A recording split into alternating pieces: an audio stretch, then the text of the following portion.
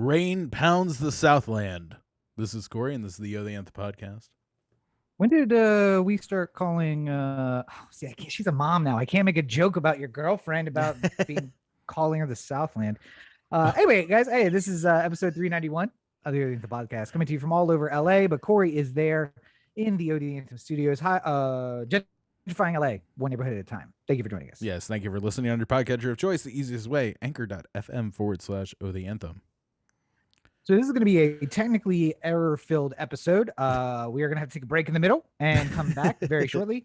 Also, I can't see because I can't wear contacts anymore. So everything is blurry beyond about this far away, which means that running, because we don't have a producer who's reliable, running anything is going to be very difficult. And I would wear the glasses. We could adjust the ring light so that, it works.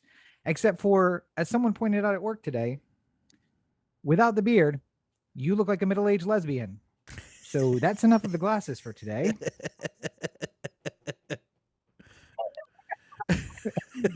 But coming up later on NPR, I kind of am a little bit upset that somebody else got to that joke before I did. You saw me all weekend with them, and you said nothing. I don't know. I think it's because I felt bad for you. Honestly, No, I kid. I think you actually look good in the glasses. I wouldn't listen to what those kids say. On an unrelated note, I will be hitting the gym very soon, and I don't think that'll help with the lesbian. So I think that the problem is that since the pandemic started, I've taken on generally a square shape with rounded corners, and what I need to do, you're like the new Android. Yeah, I need to just tighten it up. I need to get down to the next size of t-shirt so I can wear something a little tighter, a little more form-fitting, so that you see that the shoulders are broad, the waist is narrow, the guts hanging out. I'm basically like a 1930s weightlifter. That's what I'm looking for. That's the shape, generally speaking, where I can. No, it's fine. Why don't you breathe out? I'm good, thanks. Where I see you lifting your big triangular weights. Bully for you, sir. Yes.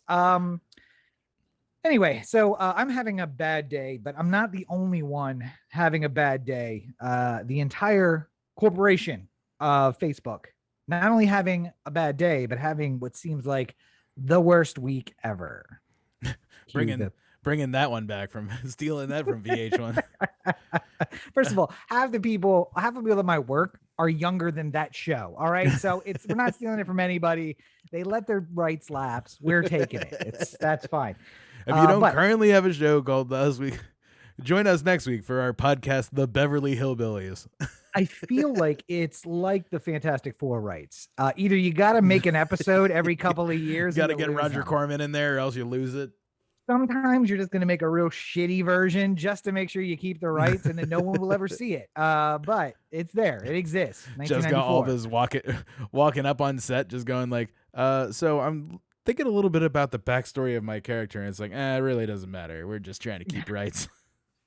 The 2000 one was good. We got to make an honest show of it every once in a while, so we brought you in. The 94 one is the lost one. Believe it or not, Jessica Alba, you cost less than keeping the rights of Fantastic Four, so thank you very much. Thanks. Costs less to hire you than it does to keep a property.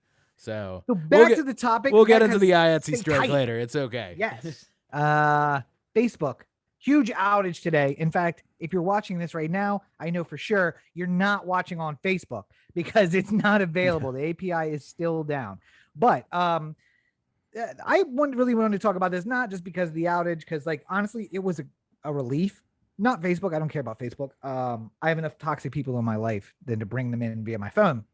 But Instagram being down showed me how addicted I am to Instagram, because I probably spent the first 2 hours of the outage opening Instagram, pulling down and trying to get fresh posts and just not having it work, and then being like, oh yeah, there's an outage. And then I'd work for a second or two, and then I'd be like, what's going on Instagram? And then I pull it down and just like a goldfish that had a 3-second memory, just basically that over and over again. So it's amazing how often I open the same 4 apps on my phone in just a random succession, something new is Absolutely. I was on set, like there wasn't anything, like I was in downtime at the moment, so I was on Twitter, and then about 30 seconds later, I was just like, oh, I wonder if anything news on Twitter, like. Yeah. So I don't know.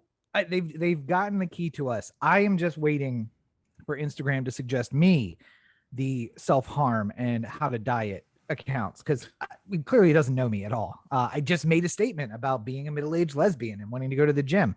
Although maybe this is what it'll take for Instagram to find those accounts and suggest them to me.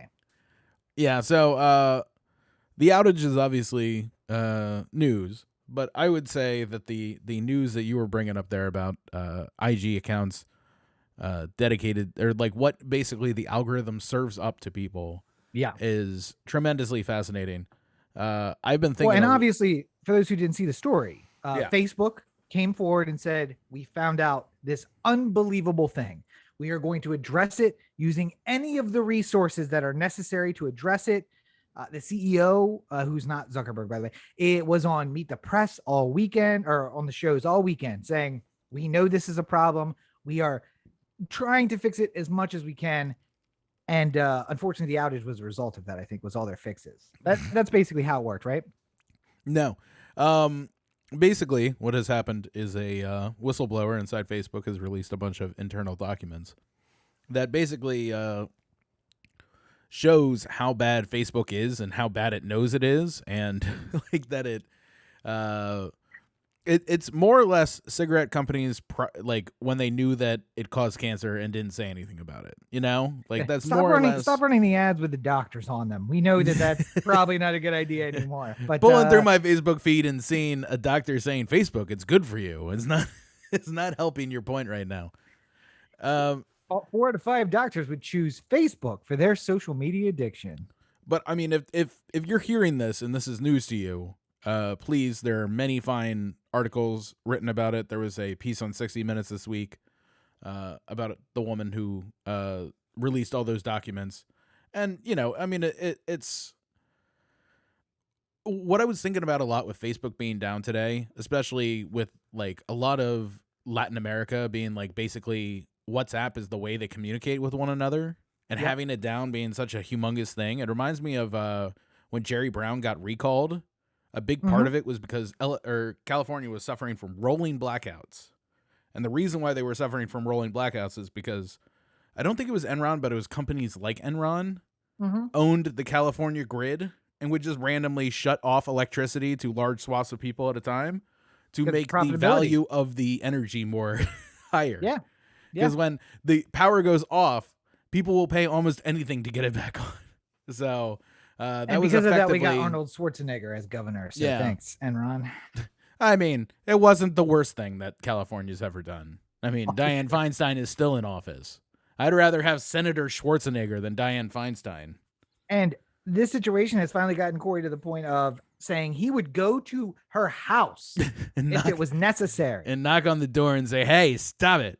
If she would stop it, if I asked her nicely at her door to do it, then I would do it. I would walk like Forrest Gump to fucking Sacramento or San Francisco and just be like, ma'am, please stop. And she's like, nobody ever put it to me so broadly before. Thank you, sir. I'll stop. I think the biggest reveal, though, of the whistleblower, like we all knew, it's gaming. The algorithm is not bad. It's very good at what it does. Like I can be thinking about, I want to get some storage units for my apartment. I want some like little cubbies or something. Next thing you know, I'm getting suggested fucking cubbies. I'm looking through my t-shirts saying, you know what, I probably should buy some new t-shirts. About that time, all of a sudden I'm getting like 5 classic tees on sale. Just buy. And I'm like, motherfucker. Like, and Corey, you this weekend showed us that you were the victim of an Instagram ad. It was an Instagram ad, but it was something that I had been thinking about purchasing. And listen, anytime I had looked, I mean, if I went on Instagram and they said private jet for you, $150, yeah, I'm gonna buy it. I'm not like I don't yeah. If $150 goes out the window and it's like some like fake like little miniature or something like that, then I'm a fool in that situation. But if it's an actual private jet, $150 is an unbelievable price. Like, you know, I want to acknowledge that much like every relationship in your life, no matter how bad it is, you refuse to call it abuse. So bully for you. That's you describe a situation which is in fact abuse, and then you're like, but it's cool. I love her. It's fine. You know, we'll be together forever. Do not listen to the man in the box next to me. He knows. Oh, sorry. That's a mother of my goddamn child. Yeah, I also found a really great meme that was like how also literally sleeping right over here while we're podcasting loudly. So okay, so if you hear snoring in the background, that's it's producer woman Brooks. of his dream. That's the other one sleeping on the bed. Are we gonna pretend like she doesn't snore? Come on now. She I have been on the couch when she's snoring. It's not. I snore. That she doesn't do that. That's it's irrelevant. By the way, I'm sure you assume everyone has seen Squid Games, and this is not a spoiler for Squid Games, but I just want you to know, if you understand the concept of it, that the next version, Squid Games 2, is going to have a room with a baby crying, Corey snoring, and a dog running around under the blankets with you, and it's going to be like, if you don't fall asleep, you will die. Because Rachel is about to enter the goddamn Squid Games with that. I don't know. My dad used to snore really bad. Add on Good Wife playing like top volume on the TV as I'm sleeping. My mom can't find the remote. Said that after a few years, how will Alicia solve this case? My mom said after a few years, she really got used to my dad snoring, and then she went to the doctor, and they were like, "Oh yeah, you're partially deaf in that ear."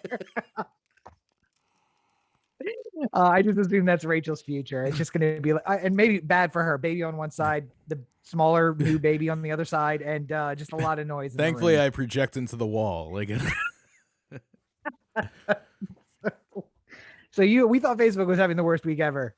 Rachel's going to have an 18-year sentence she's about to start. So all the jokes I've made about Corey, I mean, really, I should be feeling bad for Rachel. I think that's the moral of this story. Getting back to Facebook real quick. Wait, before that though, just so everybody knows, we're 4 weeks out now? 4 weeks out? Yeah, something like that. Are we going to start a baby watch at some point where we're like counting down? I mean, we don't know when it's going to happen, so that kind of makes it. I mean, like, rough. Let's take some bets. Let's get a grid going. I mean, if people want to start gambling on my baby, I won't dissuade them, as long as you do it in one of the states that allows for it. Corey's got the 6th at 8 a.m. and he's just like, Doc, I'm just thinking maybe we just induce. Is that we could probably just induce, right? Listen, I got it on a block. Come on. Got a Halloween on a block. Very much over leveraged on this particular bet.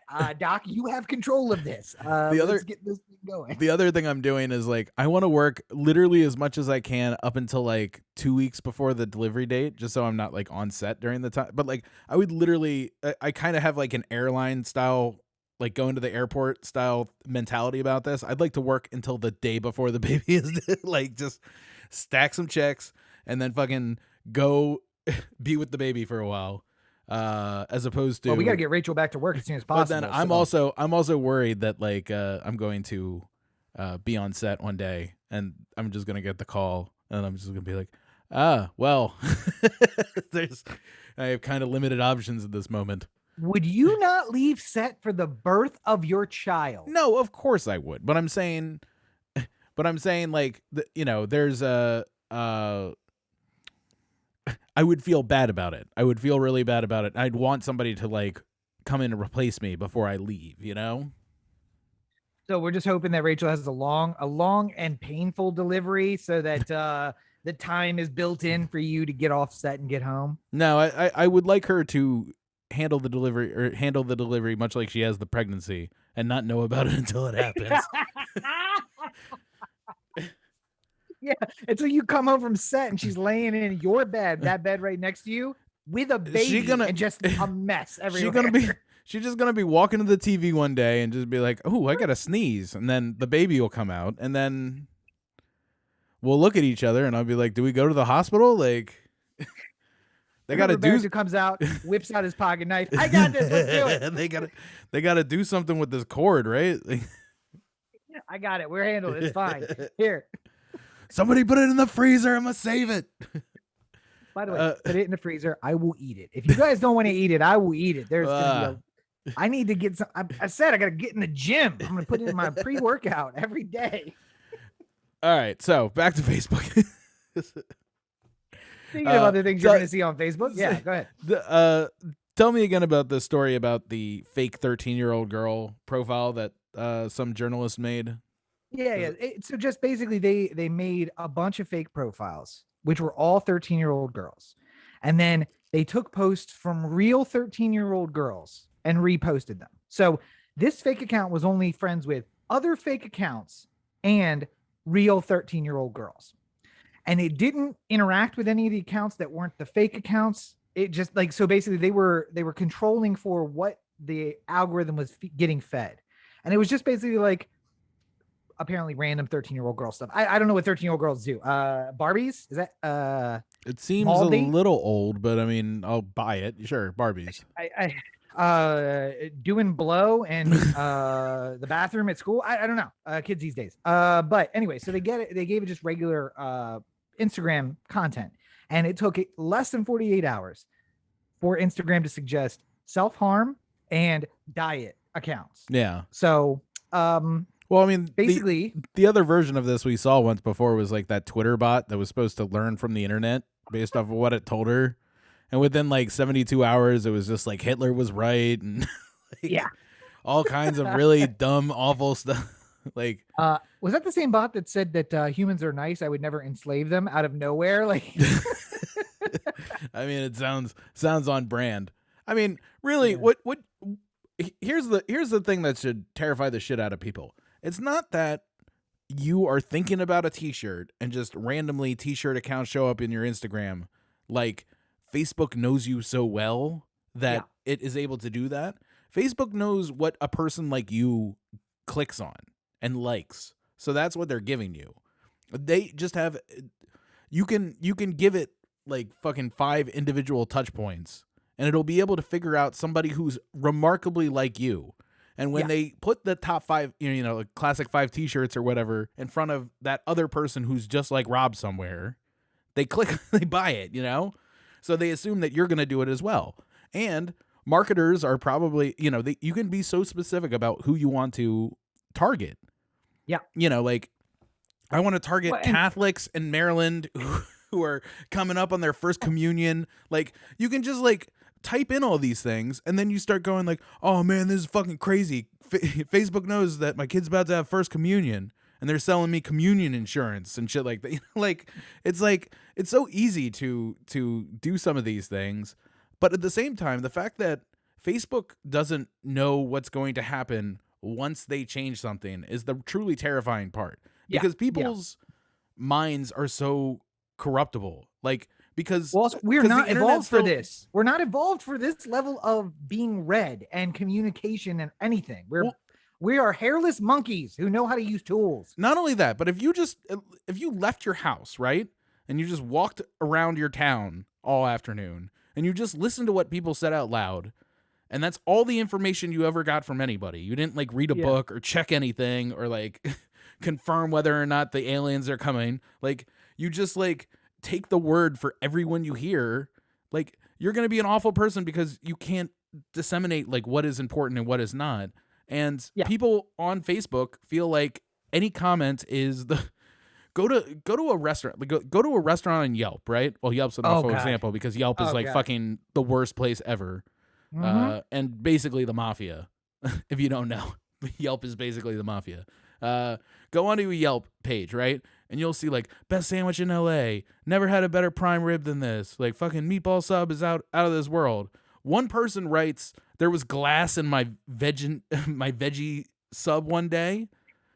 People will not go to that restaurant because they think that 1 out of every 4 sandwiches have glass because 1 of every 4 comments talked about it. The other problem with Facebook though is that you can't beat it because it's A/B testing all the time. Yes, somebody like me would click on that classic tease ad. When I don't, it's okay, now I know you a little better. Now I'm learning about it and my suggestions are going to get better. I, in a perfect world, would love this because I hate ads. But wouldn't it be great if every ad I had to see was something I might legitimately be interested in? Sure. Not so much so when it's like, hey, you're nearing 40. Are these 3 symptoms happening to you? You could have prostate cancer. And I'm like, what? Yeah. What? It's like WebMD. It's basically me on WebMD to myself. Like, I don't know, kind of a fever, dead. Okay, no, I don't have a fever. What about a cough? I mean, I've had a couple coughs. Dead. Okay, no, I don't have a cough. It's well. Let me like let me put possible. it. Let me put it to the people who lived in the before internet times, right? The before Facebook. Before times. You ever been driving around and you keep hearing the same song on the radio over and over again? It's like the hot song of the time. And then eventually you've heard it so many times where you're just like, well, I got to go buy this fucking album so I can hear the song whenever I want to. And then you've just bought an album for one song and you feel like an idiot because you're just like, why did I do that? It's because your brain is playing tricks on you and you don't know how this works. Why would you have to buy an album for one song? You can just get again, before song. times, the before Facebook, okay, yeah, before iPods. But I mean, iPods. Tell me more, Grandpa. The worst thing is the man, I hate this song. And then next thing you know, you hear a and you're like, Despacito, and just singing along with it. So what's really funny is today I was on Amazon Studios for my shoot. And just like all I wanted to do all day was just go like it's like Jeffrey Bezos from Bo Burnham, but I didn't think it would be taken in the spirit it was intended. Probably not. Probably better that you didn't do that. I would imagine. Yeah. It could have gone not well Yeah. for you. But anyway, so speaking of billionaires, let's shift away from Facebook and go to what will be a huge story for about 24 hours. A journalist will get assassinated, and then we'll never talk about it again. Oh wait, no, that was the other huge leak of thousands of financial documents showing a conspiracy for people to hide money overseas. This is a different one. That was Panama Papers. This is the Pandora Papers, which is different. And it's different, like twice as big as Panama Papers. Yes, yeah, twice as bad. Leaders, political people from all over the world, current and former, hiding money in all corners of the world. Billionaires hiding their income. What I think is incredible about this story, though, is that it's literally like world leaders and 100 billionaires and several hundred millionaires, a small pathetic pattering of 100 millionaires. But how embarrassed are you when you're on the list and you're at the bottom and they're like, oh, this guy. Also, by the way, million. Jeff Garcia of Toledo, Ohio, with his piddly $700 million. Yeah, you're the big dick around town, and so you start getting thrown into groups with Jeff Bezos, and you're like, listen, no, but that was really with him. That was the really funny part. They were saying like basically any world leader or billionaire you can think of is doing this. And there's like, except for Jeff Bezos, Warren Buffett, or Bill Gates. And I'm like, oh, okay. So basically what you're telling me is this is the version of tax evasion that people can afford as long as you're not Warren Buffett. They're doing something better. There's something, there's another one out there. There's another one out there. It might be South Dakota, who Buffett from Kansas. I feel like, maybe know about that.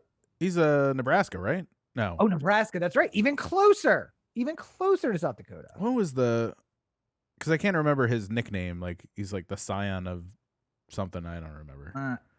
Anyway, yes. Funny story. I don't fanboy Warren Buffett, so I don't either. But he has a nickname, and I'm just it has something to do with where he's from. So.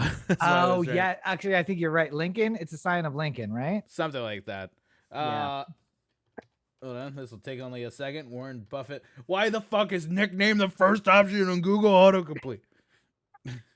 The Oracle of Omaha. That's the one. Oracle of Omaha. There we go. Sign of Lincoln. Listen, Warren. Yeah, before in the pre-show, I was looking up for a piece of information, and I Google and I type in South because I'm about to type in South Dakota tax haven. And what's the first option that pops out? South Dakota tax haven. It's like Google knows me somehow. Like it's listening to you at all the time. Yeah, it's like I have fucking 18 of their microphones around me at any given point in time in my life. Yeah, and the worst thing we would do is be like, "Hey Google," or see everything that I write on my phone, my Android phone.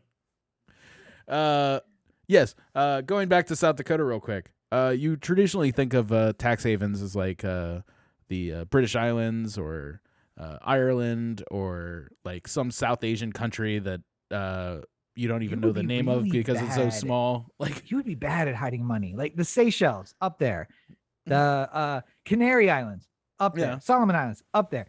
None of these on Corey's list. Corey's like, I put my money where I trust it. Ireland. That's where I go. I like it to be where I can see it. I can see it in the Seychelles. It's a much better view than fucking Ireland in January. All right. Well, I'm just saying. Well, speaking of Ireland and South Dakota here, in 2011, South Dakota had $75.5 billion in trusts and other associated accounts. Accounts that are traditionally used to transition money from one person to the other and paying as little taxes as humanly possible. Since 2011, South Dakota has gone crazy with the laws that allow pretty much anything and everything to go on in a trust. Right. And Republicans got to control the state and things. And now the trust assets that are being held in South Dakota as of 2020 is $367 billion.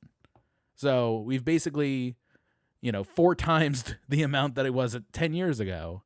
And $367 billion, you say to yourself, oh, that's not a lot of money. That's as much money as Ireland makes in a year in economic output. This is a huge, huge sum of money. A country where Apple is located.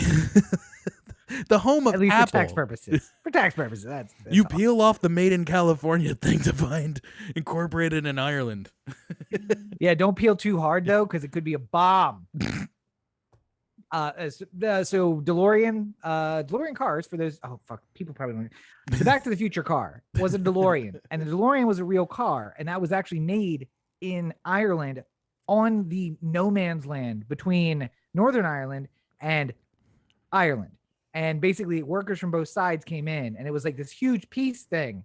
But people in America who were not the rich people who would buy it, but the poor white trash who couldn't buy it, so they were judging it, said that they were concerned there might be a bomb in a DeLorean when it came over here. I'm like, bitch, the windows don't work. There ain't no bomb in this car, all right? You get in, you can't get out. Ireland's just happy to be making a car. Can you don't shit on them. There were guys in that factory who were like, I haven't worked in 20 years. What do you want me to do? I'll do sweep floors. I got it. I'm done. What are we doing? Good. You already know DeLorean. Name one other car that's ever come from the Isle of Ireland. None? Yeah, right. Exactly. That's how it works. It makes me think of that Family Guy episode where they're like, Ireland, if whiskey is never invented. Yeah. One big kind of thing that happened this week was the Supreme Court, apparently in an inability to check itself, decided to, the conservative justices have been very vocal about, like, this is not a political body. Just because we undo 50 years of court jurisprudence, we're doing so because of the law, not because our beliefs. Absolutely. Why wouldn't that be the situation? It is maddening. Number one, I appreciate my Supreme Court justices shutting the fuck up when they're not writing opinions. That's my personal. Yeah. Maybe I'm old fashioned in this way. If you want to have a Rehnquistian, you're Rehnquistian then. That's I think there's the there was a part of like Scalia and RGB that would only talk when they were like giving like some speech at a law school or something like that. Like, also, they were known as being the two. There's like, all right, well, we got one on the left, one on the right. They'll talk. Everybody else be quiet. Yeah, but I'm saying like I'm okay with them like having like a talk in front of law school students or something like that. But generally speaking, you didn't have a sit down interview with Ruth Bader Ginsburg where she was going to tell you where she was thinking on CNN. Like she was dying and she didn't give an interview because she didn't want to like I guess weigh the deck against something. I don't know. But we didn't hear from her. Yeah, and having so many of the conservative justices here speak out about how it's a wrong of people to say that the political ideologies of individual justices have stained the Supreme Court is just poppycock and ridiculous, and how dare you, and this is a grand institution and blah blah blah. It was a grand institution. There were various times where I honestly felt like the Supreme Court, even though it made hideously wrong decisions from time to time was the ideal version of a Supreme Court, was the ideal version of what a top court in a country should be. And, obviously, everyone makes awful decisions. So you can't come back at me all you will with individual Supreme Court cases, but like, there's no way this is going to work perfectly every time. This is as close as it possibly could get. The conservative bastion of this court right now is blowing it up. There's no other. It has become politics of this age because it's literally nothing. It's all or nothing. It's you're 100% in on one thing or the other. Your political ideology is going to paint how you feel about an issue. It's the reason why I couldn't be a judge in a Derek Jeter murder trial. I would be too biased. There's no way I would be able to look around the evidence. I would throw everything out that didn't help my case. I would be an awful judge for that thing. And if people can't, you literally just have to find 9 people who can literally just look at something like they've never seen it before and then judge it based off of previous case law and previous decisions. That's literally the job. I would love it if I knew nothing about you. If you were coming up for the Supreme Court and it's Ben Jacobs and we've never heard of his name before, he's never done anything. He's just some random guy who happened to be a judge quietly for the last 30 years. I like that guy. I like him already. I don't even know where he is. Super conservative. Okay. If he's not outspoken about something, I mean, the conservative justices who are saying like the politicization of this court. Let me tell you how that news conference ends. They're like, okay, I'll take any questions. Yes. Guns. Oh, available on demand whenever. Doesn't matter. Yes. You. Abortion. Nope. Outlawed. Roe versus Wade. We're done with that. It's like, okay. So what you're saying is you take all conservative political positions and you find laws to justify them. No, absolutely not. How dare you? Yeah. If we look at the full history of the country and the way the Constitution was built, it would clearly show you that the founding fathers hated Roe versus Wade, and they were very much for everyone having guns all the time, even the mentally insane. And everybody just two guns. Why not 2? We're going to make it a requirement that you must own 2 guns. Everyone. But it's foolish for anyone to think it's not politicized. It shouldn't be. But the problem is that the court was always meant to be a moderating force. Like, that's why people stayed quiet. Like, the Rehnquist court started this track of getting more politicized. But like the early version of the Rehnquist court was essentially like, all right, so we have a bunch of justices that are on the spectrum, but this is the spectrum they are on, and this is the political spectrum. Like, yeah, we have right and left, but they're all moderates. So they try to keep us in a line, basically, without these like wild gesticulations. Well, I mean, Roe versus Wade was not a wild gesticulation. It was like, oh, there are hundreds of people dying every year. This is something that's happening. We should just make a thing that can happen. That's it. I don't know. I'm just so angry with where everything is going. Like, there's no bastion of true, honest, open thought to any kind of issue that comes up, because it's got to be something comes up tomorrow, right? Something we've never discussed before, like tree branches cause cancer, right? Like, immediately, Democrats and Republicans will go streaming to whoever they listen to, like Tucker Carlson and AOC and all these people will just have their Twitter accounts like jam-packed with people trying to figure out how they're supposed to feel about an issue. Like, it's just like fucking, just look at it. Like, you get a piece of information, think about it, say to yourself, well, what would I do if I could do something about this? This is what I did with the fucking Pandora Papers. I said, well, I don't feel like people should be able to hide just unlimited money in trusts outside of the United States. How would we go about altering that system? Like, I will say though, you think about it, you come up with a decision, and then you come up with how you would fix it. There is one last bastion of equality and truth and justice. IATSE? No, Madame Guillotine. She does not care about your political beliefs. She does not care about your sense of justice. There is justice for all. Just let her give you a nice big hug. Stick your head right in there. Well, I think we should take that moment as a moment to cut the feed for just a second. And This is the we should do breaks every time because you let me get going and then you're like, let's take a break. He'll cool off. It's fine. But yeah, okay. So 3.5 minutes into the show, I'm just like, hey, let's take a break. Let's take a break. And we're back. Hey, thank you for hanging out with us. Yeah, so I really want to talk about this whole IATSE thing because they're lazy and you hate all of them. No, not at all. Not at all. I am firmly behind the strike, as is most IATSE members. And the way I know that's the case is because they had a vote on whether to authorize a strike. 90% roughly of IATSE members voted in it, and the result was 98% said let's strike. So well, they didn't say let's strike. They said let's give authorization to the people who to call the strike. Yeah, to the negotiators to say that we were willing to go on strike if our demands aren't met. See, it's not that either. Okay, so people are clear about this. Essentially, what the negotiators said is we need the authority to strike, and we need IATSE members to say, yes, we support a strike declaration, or we don't. It is in part a negotiating tactic, but it's not like they will now go into the room and say, well, we could strike. They've been saying that for a while. Yeah. And now they have the backing of all. See, they don't actually have to take a vote. The board leaders can say, we're striking starting tomorrow. What they want to know is that when they do that, people will stay home from work, not go into work.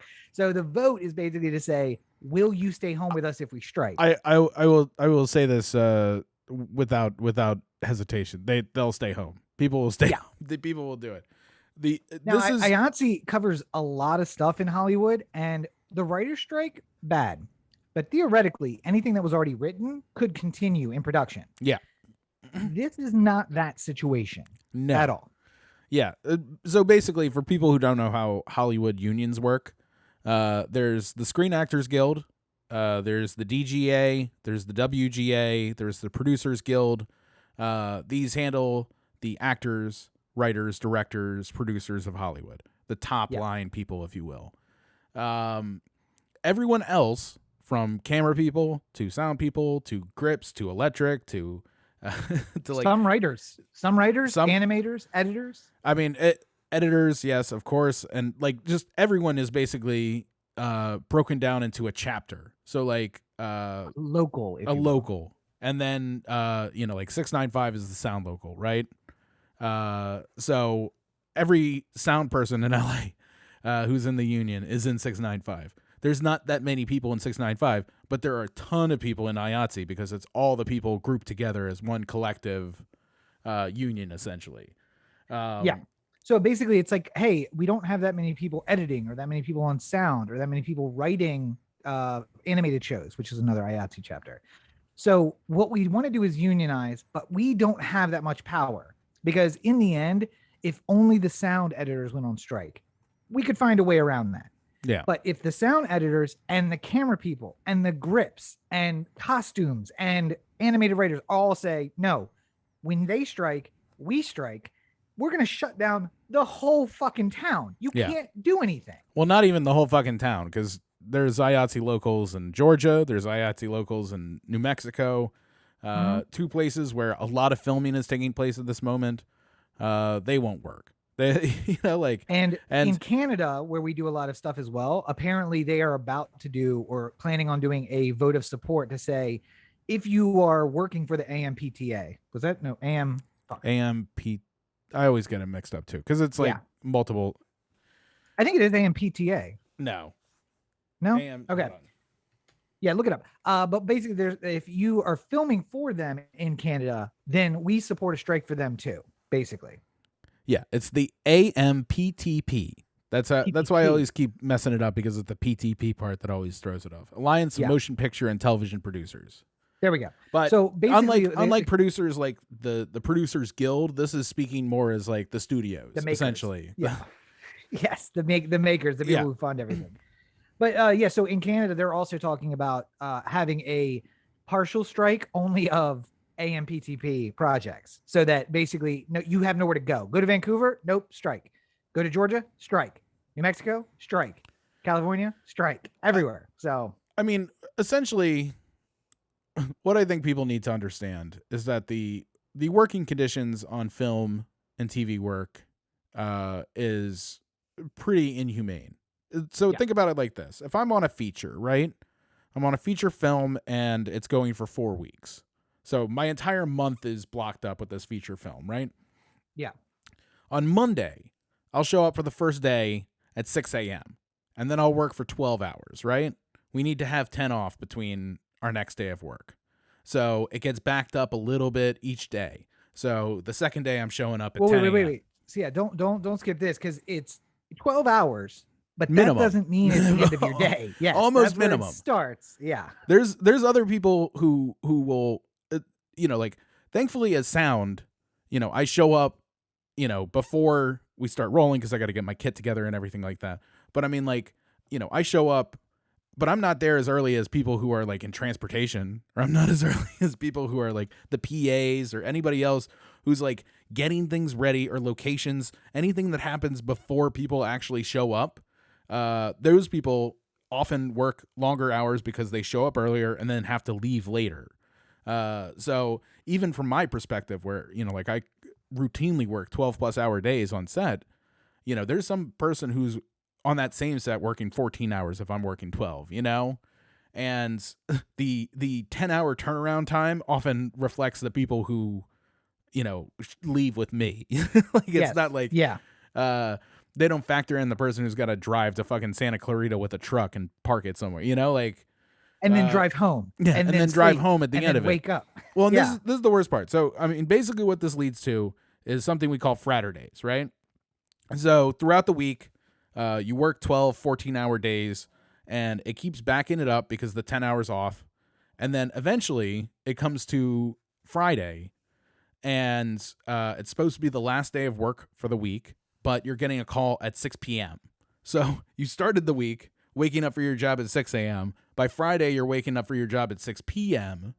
And then you're working, call it 12 hours, all the way to 6 a.m. the next morning on Saturday, where you drive home fucking exhausted. You go to sleep at, 8 o'clock in the morning or whatever. And then you wake up sometime in the afternoon on Saturday. You've basically blown the entire day. You have to readjust your schedule to wake up for your 6 a.m. call the following Monday. So your Sunday is kind of shot because you wake up so early just to counteract the lack of sleep you've been getting. And, you don't get a day off effectively because you're so tired and worn out. And like, you see me at the end of like 3 weeks on set, like on a feature and stuff like that. I on Sundays, I'm just dead, and I can't.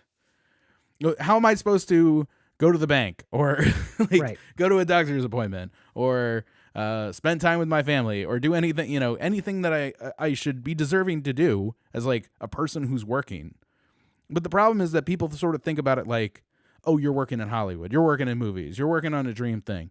And this works against the people who work on set too, because, I want to be accommodating to people. I want to do a great job. I want people to say, oh, thank God Corey was here. He really saved the day. I want to be there for people. But there will be producers who take advantage of any little thing you give them and ruin you. Like, there's nothing like, just like you're a zombie person while you're working on this shoot. And reasonable rest and accommodation should not be something that one of the largest labor unions in the country needs to fight so hard for. Like, it should be given, because like, if you worked at Walmart and they forced you into 16-hour days, and then on Monday you're working at 6 a.m. and on Friday you're working at 6 p.m., people wouldn't do it because Walmart isn't worth it, But there's a thing that all of us have where we want to be a part of this thing, where we want to be a part of movies, and there's been a general taking advantage of by people who are studios and stuff like that, effectively. And I mean, like, one of the things that I really am standing like firmly behind IATSE on is applying what new media is. So the last time this deal was negotiated, Netflix was a baby company that was trying something new. They were actually making content at the time, but it was it was House of Cards days. It was like, this is a gamble, Oh wait, so it was when the streaming content was a supplement to the discs that you had. Yeah. I remember Right, House right. of Cards was like, I'm gonna watch this on It was the internet. Netflix and Quickster. Yes. But basically there was a deal negotiated where it said the minimum that you could pay somebody on a new media project, which is basically stuff for the internet. Streaming, yeah. It wasn't even called streaming at the point. It was just like stuff for the internet. Netflix is a brand new company who's trying something different. They're trying to create a new workplace for people. So we're going to be accepting of the fact that they're not going to be able to pay the same rate that Disney would, you know? So they came up with this new media thing. And Netflix at the beginning was paying people really good, was paying people the wages that they deserved and stuff like that. Because they didn't want to be seen as like a bad shop to work at. But over time, a lot of new media has been... The bean counters at new media got involved. People at new media said, hey, we can just pay people less. Why are we doing, Yeah. And also, in the time between the last contract being negotiated and the new one, new media now includes companies like Disney and Warner Brothers and Universal and everyone, literally everyone. And it's not Warner Brothers, it's AT&T. Like it's literally every company has a streaming service in which they make content. And like you might say to yourself like, oh well, they had Jon Favreau on The Mandalorian. That's a different like he's a director, he's going to get his money. Like an actor, if they're on a Netflix show, they're gonna get theirs. Yep. The writers gonna get theirs. If they're a known name and they have something really great, they're gonna get theirs.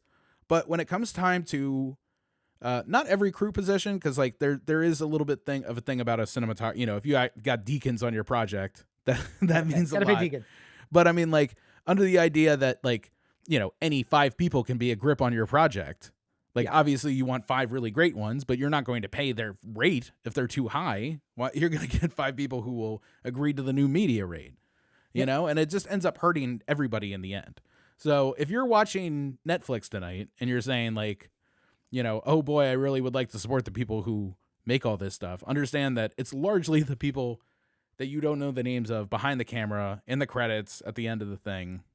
Yeah. Because it's the names at the Oscars where when they do the postmortems or whatever, in memorance, whatever it is, that you're like, I don't know who that is. And then every actor in the room is just like, polite applause. You don't understand like the work that this guy does. It's crazy good.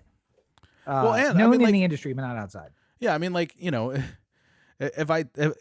there was an Onion article that nailed it a long time ago. Onion always nails it, but it was just like Luis Gomez, highest paid grip in Hollywood history, at $7.8 million for the picture, and they were talking about him like he was like a movie star, and it's just like. Like, listen, nobody sets up a C-stand like Luis. We tried everybody else. It's just not. He's worth it for the production. Like, well, and I mean, listen, it's also a very grip. It's a suspicious group. So if you have some experienced grip on your very first film as a director, and then you're like, oh, this went really well, but largest movie release of all time. Okay, guess who I'm hiring, and guess who every studio I'm going to force to hire every single time. Because then, at some point you put out some project without Luis on it and it doesn't do as well. And you're like, fucking Luis, I knew it was him. He's my lucky charm. I need him. I need to just see him in the side holding a light stand up while I'm directing. It's the only way I can do just a flag dramatically and the corner. I am a fraud. Right. Luis is everything. I am a fraud, which is basically how everybody in Hollywood feels. But the funny thing is, not funny, but funny weird, that with all of this power, IATSE has never struck before. Yeah. Never. Well, generally speaking, it's recognized how much power they have. Yeah. Well, I mean, and that's the thing. Like, IATSE has been coming to the AMPTP with very reasonable demands, like reasonable hours. Normal working hours. Yeah, normal working hours and, work being paid the same amount for work that's being done by Disney and Disney Plus. Seeing as Disney is a multi-billion-dollar conglomerate that they can afford to pay somebody, an extra $200. Yeah. And IATSE knew, like, if they became the union that struck all the time, then Like people would, like, because Hollywood as a concept, movies as a concept, has always been about going to wherever the place can be. So it was invented by Edison in Jersey, and they went to Hollywood to avoid his patents, Yeah. When movie production started shooting in Vancouver or Georgia or New Mexico, it's because they found capable people who were able to do the work in a place that was cheaper than LA. Also, the taxes, the tax havens. That's it. Oh well, yeah, and I mean, like the amount that the amount you can save because they're gonna just pay for you to shoot in Georgia. Yeah, I mean that all adds in. But I mean, like, IATSE, literally, it will have a profound effect like you wouldn't understand if IATSE went on strike. And it feels like a game of chicken at this point. But IATSE will strike. They will. The other side of this is that the AMPTP got some pretty drastic concessions from the Writers Guild, because the Writers Guild, although they authorized a strike, didn't really want to strike in back-to-back negotiations, because the last time there was a strike, it was in a negotiation. So like, let's try to avoid that. And the Directors Guild basically follows what the Writers Guild does, except for they never strike with the Writers Guild. They honor the lines, but they don't actually go out and strike with them. The other thing is that all these contracts sort of negotiate or like run out at different times too. Yeah. So other higher end, I mean, like, higher paid departments like directors and actors get paid better than camera and sound, But if they negotiate something that could help us, then we come in behind that and negotiate upon that ideal, But when they give up, when they have concessions, then the AMPTP comes in and says, well, the writers gave this up, the directors gave it, the producers gave it up. Why aren't you willing to give it up? Well, it's something that actually impacts the writers. Sitting in a chair for 14 hours isn't the same as my guy moving the camera things around. Up a hill. Yeah. Yeah. It's way different. And so they don't get the support. And I think that the AMPTP thinks, like, one, they've never struck, they won't strike. And we got a bunch of concessions. We can push some concessions on IATSE too, and they need to call the bluff. That's what I would say. And I started this with a story about Frater Days and how, like, my schedule is unpredictable and I never know how long the day is going to be and blah blah blah. But at the end of this thing, what we're really trying to focus on is that there are people who literally die and have awful health conditions because they work these hours. You can't. It's a young man's game. You can't be 70 and work 14 hours on set. Yeah. There are people who are young and virile and energetic, and they fall asleep driving home and crash their car and die. This is not a victimless crime that people are working 14, 16 hours.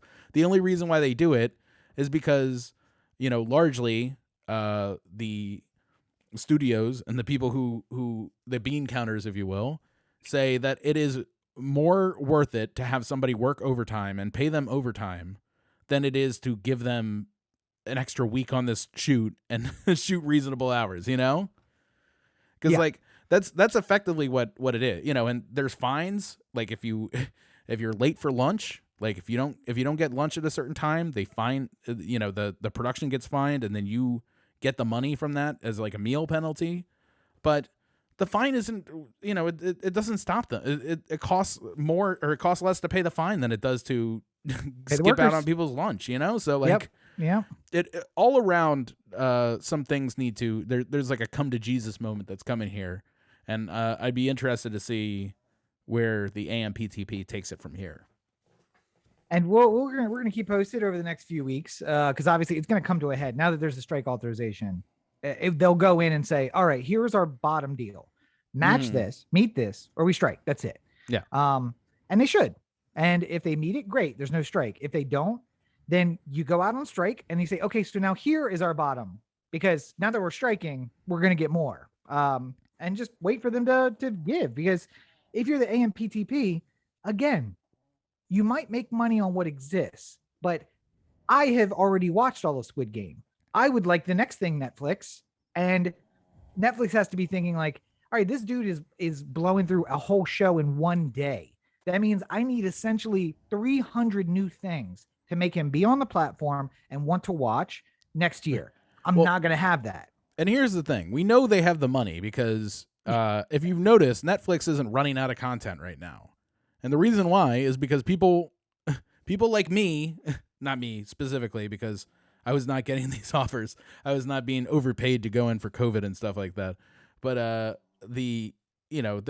lot of people risked their health and safety to work during COVID on shows that people like, and there wasn't nearly as much production as there usually is, and people noticed it and they were clamoring for it, and Hollywood provided for them. So it's just all they're looking for is a little bit of equity. Like, they're just looking for a little equality in this whole thing, because it's just like not fair to, you wouldn't do this to any other job, I have to say, it's one of the good things to come out of COVID is that these guys who've been burning themselves out, 50 weeks a year for every year, finally got a chance to be like, oh, I have kids. Let me go hang out with my kids. Let me get my mental health in order. Let me sleep on a regular schedule for 4 months in a row. And now they're like, this is fucking nice. I'd like to continue to do this. Why can we not do this? Like, my wife works a job full time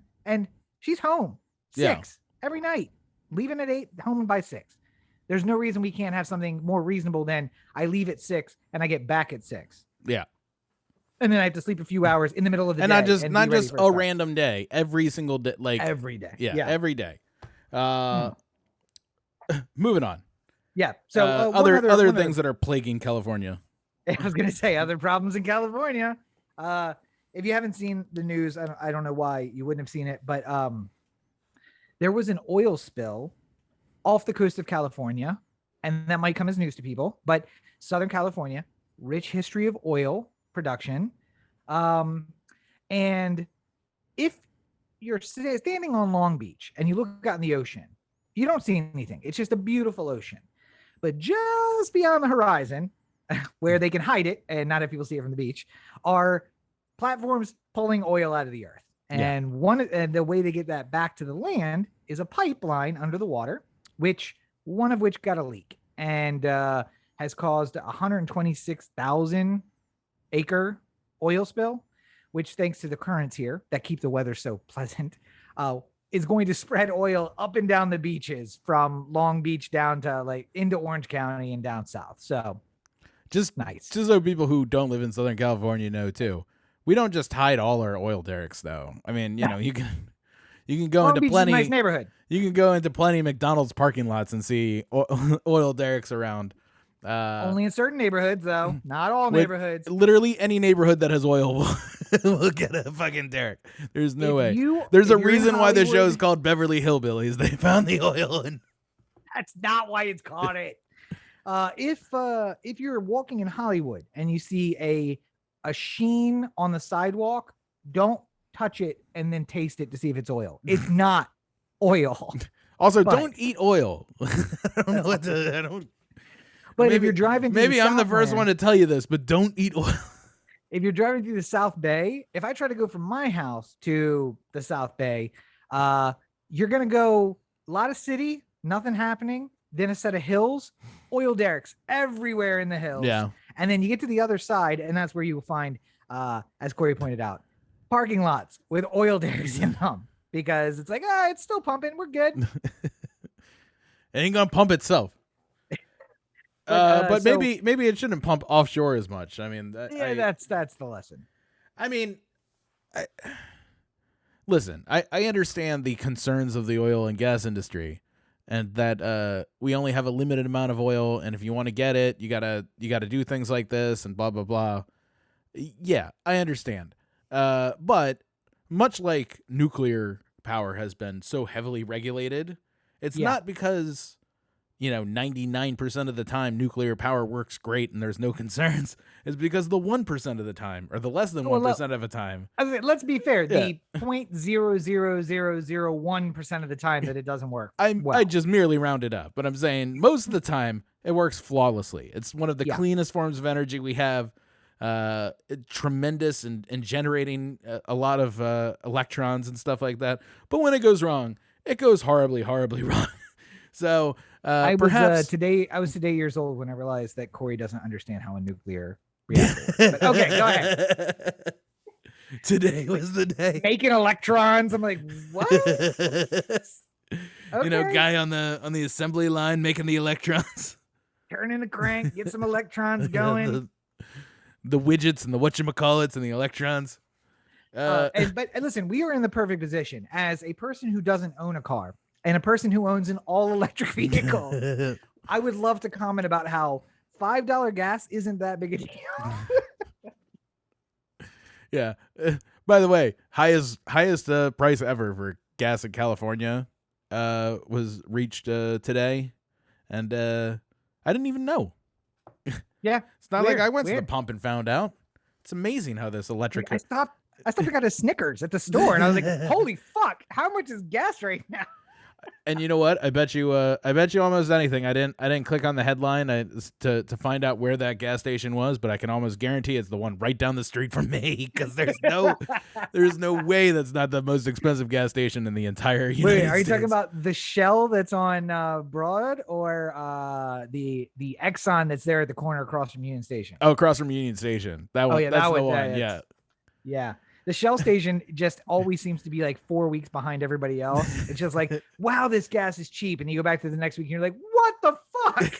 It jumped $1.40 in a week. Like, yeah, it happens. It kind of reminds me of going all the way back to college when I got off at Penn Station after taking the awful Amtrak. Oh, God. And all I said to myself was, God damn, I need a cigarette right now. And then I look and find out I have no cigarettes and I have to go buy cigarettes. And then you go to the newsstand that's right outside of Pennsylvania Station. You say, all right, they're going to gouge me. But how bad are they going to gouge me? And then, by the way, just as a point of reference here, when I was buying cigarettes in Maryland at that time, they were like $5 something, $5.50? Yeah, $5.50 maybe.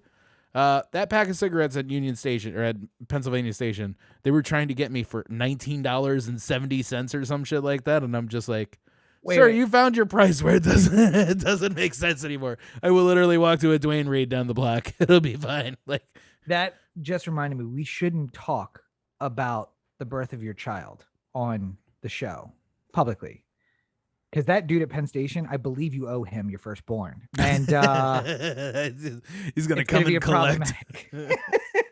Some dude shows up. He's like, hello, Mr. Baker. I don't know if you remember me. I gave you a pack of cigarettes when you were in need. And like the devil, I've come to collect. She's going to work at the newsstand. She'll have a fine life. Because he lives at the newsstand too. Like it's just him living. Oy. Anyway, so walking around outside playing that game with a stick and a ring. It's 1870 New York. Watch out for the horse and buggy, dear. Anyway, so speaking of children, our final story of this week, we're going to talk about COVID. Yes, the pandemic is still, in fact, going on. What? Yes, 2,000 people a day still dying. I don't know if everybody was aware of that. And I asked you in the pre-show, Corey, whether it was going to make a difference that the fastest growing group of deaths are now amongst 5 to 15-year-olds. And I think you accurately responded when you told me, no, absolutely not. Nobody no. But just FYI for everybody out there, the fastest growing group of deaths, 5 to 15-year-olds who, by the way, can't be vaccinated, which is where we get into the irony of some people can't. What's amazing was part of the argument was in March of 2020. Well, it's really hitting old people and like the really old and the really weak, the immunocompromised. Yeah. Yes, got it. Yeah. Got it. It's there. We'll do it in post. A little hairball. Sorry. We'll do it in post. It's fine. Unless IATSE goes on strike. I'll just move yours over onto mine.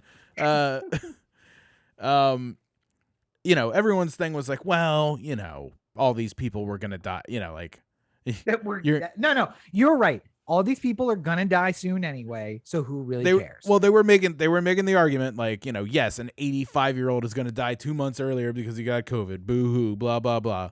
And part of the thing was people kept saying, like, well, it's not affecting children at all. I don't know why we can't continue living our lives. It's not affecting children. Now it's affecting children, and people are just like, fuck it. I can't be bothered. I can't possibly do one easy thing that could severely impact the community around me. Like there's nothing that can be done. It's like, maybe you can get a vaccine. No, I'm not. I'm not gonna do that. Why would I? Hotspot of infection. Perhaps you should wear a mask. No, fuck you. Hey, I know you're vaccinated, but there are friends of yours who have kids who are not vaccinated, and if you get an asymptomatic infection and you give it to them and they give it to their kids could die. Fuck them. Fuck them kids. I don't care. And hotspot of the current rise in cases, Florida being the responsible state that it is, and the state full of grown-ups, has now selected a new Surgeon General who does not believe in COVID or vaccines or standard things like social distancing. And in fact, has been recommending for the last year that Florida not follow the CDC guidelines. Not as Surgeon General. Now he's in charge. So now he can actually make them not follow. Why did they pick Florida man to be the person? Of all the people you could have chosen. Why don't you outsource from outside of the state? Because Ron DeSantis is going to be president of the United States. The person who lives in Florida is not the person to be deciding this. I feel much the same about Alabama, who's about to use COVID money to build jails. And I'm like, this seems like a very Alabama decision. Can we bring in some consultants from elsewhere and just see what they have to say? I don't know. I mean, oh, God.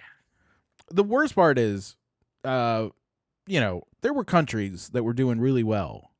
Like New Zealand at one point had no COVID cases, like for weeks. Like, they were down to like, less than a dozen cases and no deaths, and they were really like the stars of the pandemic as far as like how you could do this right. And then literally so much of the world just said fuck it, that now New Zealand has basically admitted there's nothing we can do. Like there's no safeguard we can put in place that will protect you. So they're locking down again. Auckland is locked down right now. And as they should, because it's responsible. It's the thing to do when infections get out of hand. It's just I will never understand. It's what's so mind numbing about it is like, well, it's just old people. Well, now it's young people because we didn't choose to do anything about it.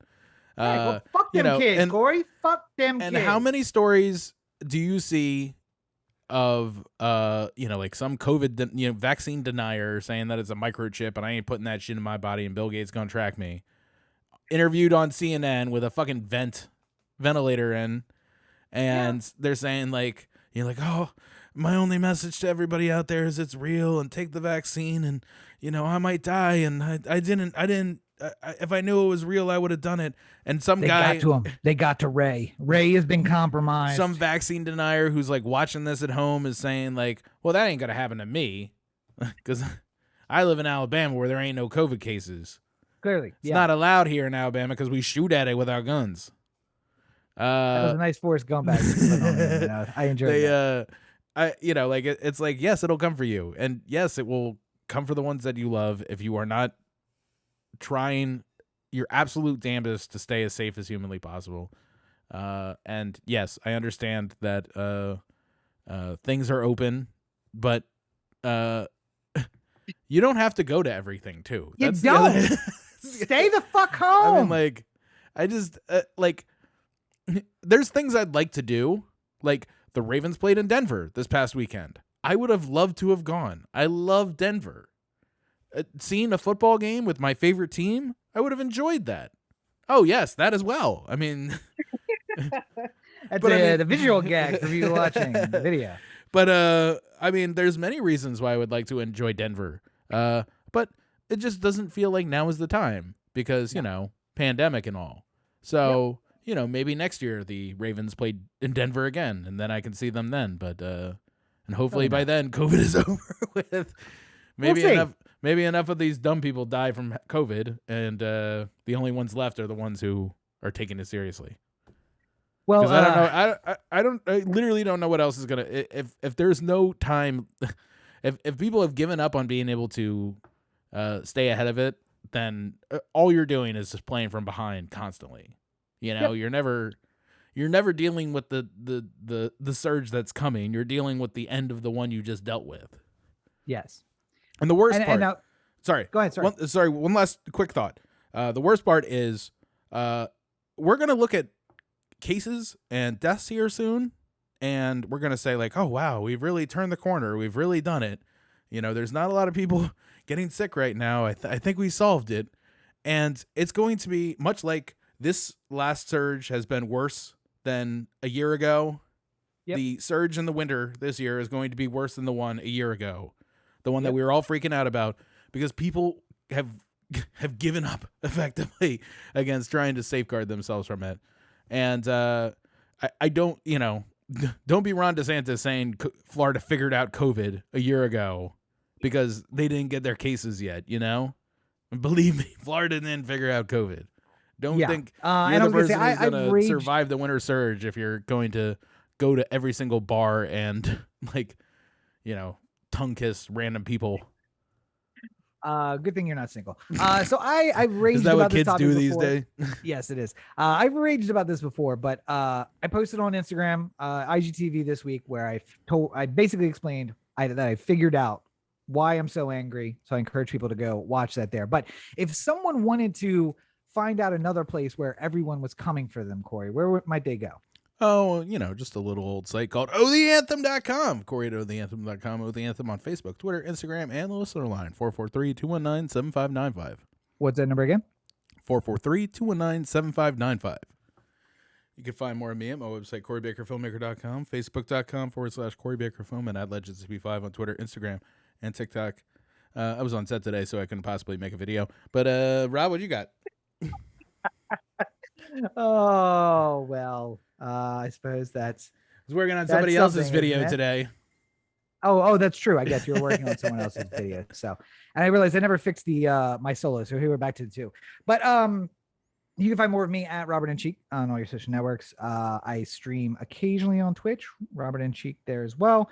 You can become a friend of mine on Call of Duty or Activision, and we can play together. That's Ankou, Ankou, Kerr, Ker, is YS. So find me on there. We can play. I actually put out some content this week again. IGTV is up. I'm going to eventually get the stuff off YouTube and put it there as well. But Corey hasn't made anything in a long time. Anyway, so you can find all of the stuff there and more at robertandcheek.com. There you go. Well, I think we've done good here today. Surprisingly, we've done something, but I don't think it's good.